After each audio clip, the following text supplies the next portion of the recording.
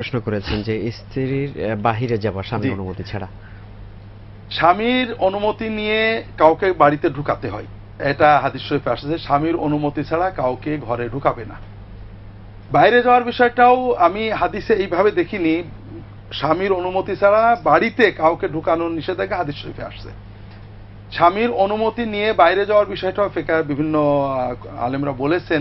তবে এক্ষেত্রে ভাইয়ের শুনে মনে হলো যে স্ত্রীরা আমাদের দাসী, তাকে কোনোভাবে বেরোতে দেব না, তো এইটা কিন্তু ইসলাম বলেনি। ইসলাম বলছে যে আহসানুকুম আহসানুকুম লিনিসাইহিম খুলুকা, তোমাদের ভিতরে সেই ভালো যে তার স্ত্রীর সাথে সর্বোত্তম আচরণ করে।